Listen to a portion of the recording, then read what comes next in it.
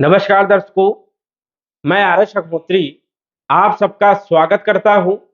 दर्शकों, आज हम बात करेंगे मिथुन राशि फल जनवरी 2023 के बारे में। जनवरी 2023 का महीना मिथुन राशि वालों के लिए कैसा रहेगा? क्या लाभ होगा, क्या नुकसान होगा, क्या सावधानी रखना होगा, क्या उपाय करना होगा, सभी जानकारी इस वीडियो के माध्यम से हम जानने वाले हैं।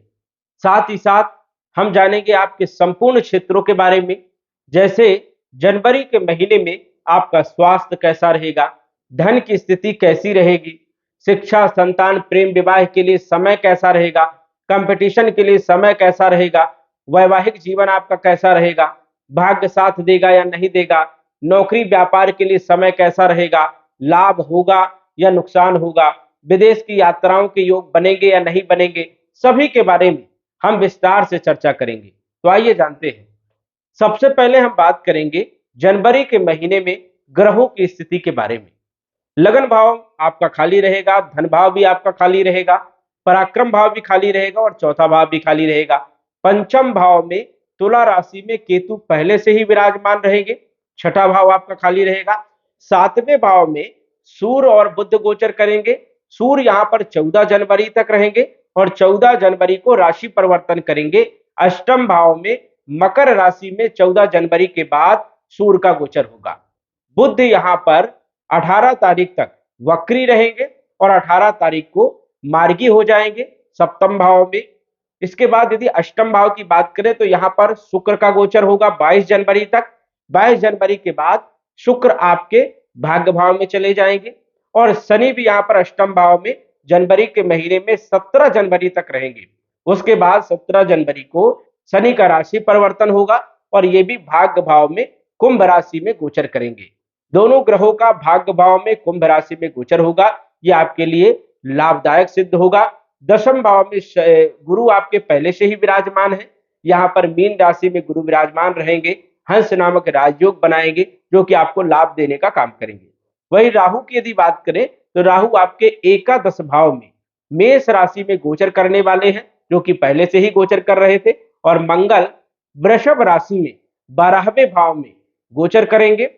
12 जनवरी तक ये वक्री रहेंगे और 12 जनवरी के बाद मंगल भी मार्गी हो जाएंगे, जो कि आपको बहुत सारे लाभ देने का काम करेंगे। तो ग्रहों की स्थिति जनवरी में इस प्रकार की है। अब हम जान लेते हैं कि ये ग्रह आपको जनवरी के महीने में किस प्रकार के परिणाम देने वाले हैं। सबसे पहले हम बात करेंगे राशि के स्वामी के बारे में। हम बात कर रहे हैं मिथुन राशि वालों के बारे में और मिथुन राशि के स्वामी होते हैं बुध।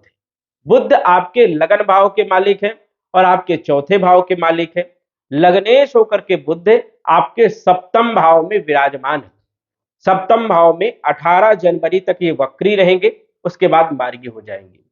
18 जनवरी तक की यदि हम बात करें तो बुध का गोचर वैसे सप्तम भाव में उतना अच्छा नहीं माना जाता है, लेकिन फिर भी यहाँ पर सामान्य परिणाम देते हैं। और जब ग्रह वक्री होता है तो विपरीत परिणाम देता है। तो थोड़ा सा स्वास्थ्य पर आपको ध्यान रखना है। 18 जनवरी तक थोड़ा सा कॉन्फिडेंस भी कम ज्यादा होता रहेगा। वही वैवाहिक जीवन में भी कुछ समस्याएं पैदा करेंगे यहाँ पर, क्योंकि सूर्य भी विराजमान है और बुध भी यहाँ पर वक्री रहेंगे 18 जनवरी तक। इस कारण से वैवाहिक जीवन पर विशेष ध्यान रखना है। दाम्पत्य जीवन में हल्का फुल्का मन मुटाव की स्थिति बन सकती है। वही पार्टनरशिप के साथ यदि आप व्यापार कर रहे हैं तो उसमें भी कहीं ना कहीं जो है मन मुटाव की स्थिति बन सकती है। लेकिन आपके लग्नेश बुध 18 जनवरी को मार्गी हो जाएंगे तो फिर आपको लाभ देने का काम करेंगे। आपका स्वास्थ्य भी बढ़िया रहेगा और कॉन्फिडेंस भी ये आपको बना करके देने का काम करेंगे। वही आपकी व्यापार की स्थिति को मजबूत बनाने का काम करेंगे। भूमि, भवन, प्रॉपर्टी, मकान और वाहन में लाभ पहुंचाने का काम करेंगे 18 जनवरी के बाद।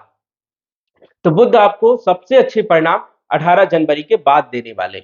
यदि हम बात करें पंचमेश के बारे में, पंचमेश आपके शुक्र है। शुक्र जो है पंचमेश होकर के विराजमान है अष्टम भाव में। अष्टम भाव में शुक्र का गोचर उतना बढ़िया नहीं होता है, लेकिन 22 तारीख तक यहाँ पर शुक्र रहेंगे और 22 जनवरी को शुक्र जो है अष्टम भाव को छोड़ करके आपके नवम भाव में गोचर करेंगे कुंभ राशि में। तो आपको जबरदस्त लाभ देने का काम करेंगे, क्योंकि नवम पंचम योग बनेगा। शिक्षा के लिए अच्छे हैं, और वही प्रेम विवाह के लिए बहुत अच्छे हैं शुक्र, संतान के लिए भी बहुत अच्छे हैं। तो शिक्षा, संतान और प्रेम विवाह में शुक्र सफलता देने का काम करेंगे 22 जनवरी के बाद। शुक्र की यदि हम बात करें तो शुक्र आपके 12वें भाव के भी मालिक हैं, बड़ी बड़ी चीजों में व्यय कर सकते हैं, इसलिए खर्चों पर भी आपको थोड़ा सा नियंत्रण करने की ज्यादा जरूरत रहेगी। बात करें शनि के बारे में, जो कि शनि आपके भाग्येश हैं और ये भी विराजमान है आपके अष्टम भाव में। शनि की ढैया भी आपकी चल रही है, और 17 जनवरी 2023 को जब शनि अपनी मूल त्रिकोण राशि कुंभ राशि में भाग्य भाव में गोचर करेंगे, तो आपकी ढैया भी समाप्त होगी और शनि यहां पर आपको जबरदस्त लाभ देने का काम करेंगे।